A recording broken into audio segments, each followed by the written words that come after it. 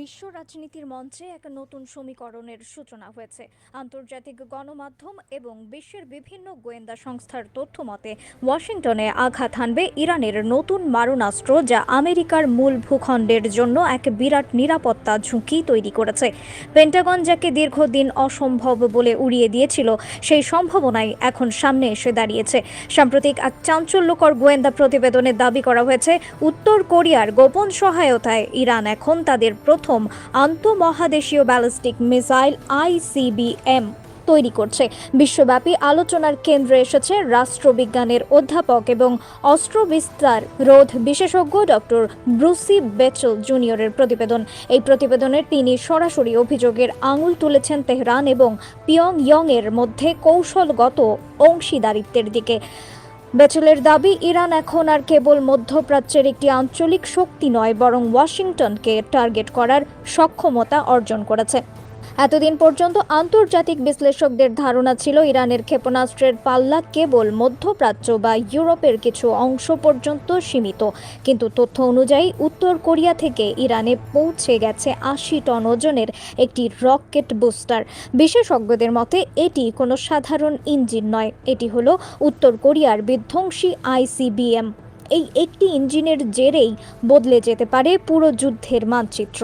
এই প্রযুক্তির মূলে রয়েছে ইউক্রেনীয় RD-250 ইঞ্জিনের নকশা। সমুদ্রপৃষ্ঠে অত্যন্ত শক্তিশালী থ্রাস্ট তৈরি করতে সক্ষম এই রকেট প্রযুক্তি ইতিমধ্যেই পিয়ংইয়ং সফলভাবে পরীক্ষা করেছে। বিশেষজ্ঞরা বলছেন, যদি এই প্রযুক্তি ইরানের হাতে পুরোপুরি কার্যকর হয়, তবে তারা 8000 মাইল দূরের লক্ষ্য বস্তুতেও নিখুঁত আঘাত আনতে পারবে। অর্থাৎ আমেরিকার পূর্ব উপকূল এখন আর ইরানের নাগালের বাইরে নয়। এই তথ্যটি আমেরিকার প্রতিরক্ষা ব্যবস্থার জন্য এক বিরাট চ্যালেঞ্জ সৃষ্টি করেছে।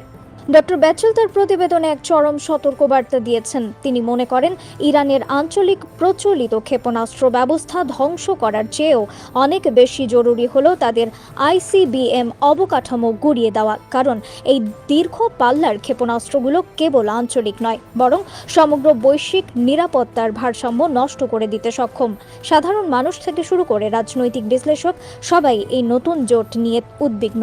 ইতিহাস ঘাটলে দেখা যায়, এমন গোপন সামরিক জোট আগেও বিশ্বকে বিপদের মুখে ফেলেছে। দ্বিতীয় বিশ্বযুদ্ধের সময়ও শক্তিশালী রাষ্ট্রগুলোর গোপনে নানা চুক্তি করেছিল, কিন্তু এই ইরান উত্তর কোরিয়ার সম্পর্ক তার চেয়েও অনেক বেশি বিপজ্জনক।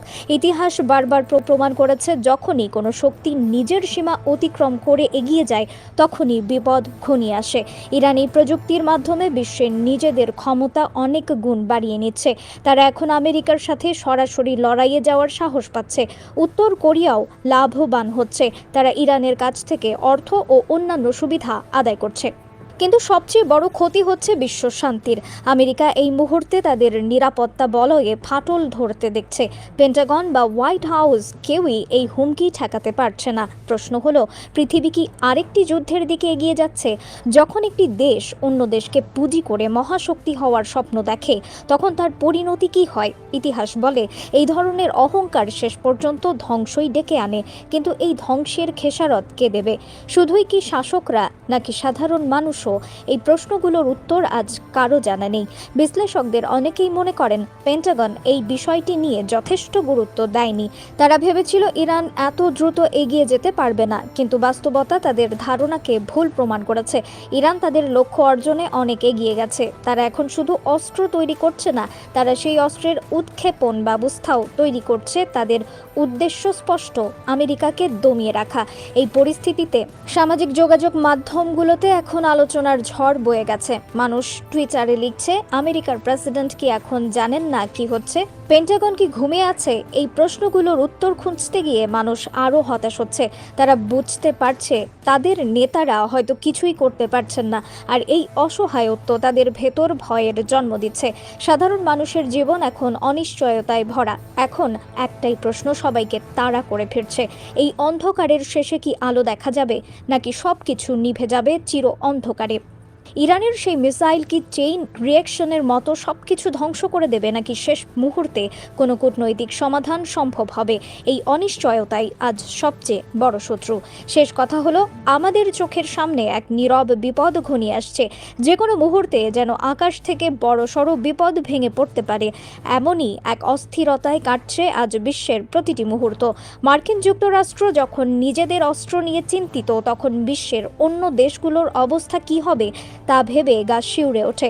এই ভয়, এই আতঙ্ক আর অপেক্ষা কখনো শেষ হবে কিনা কেউ জানে না।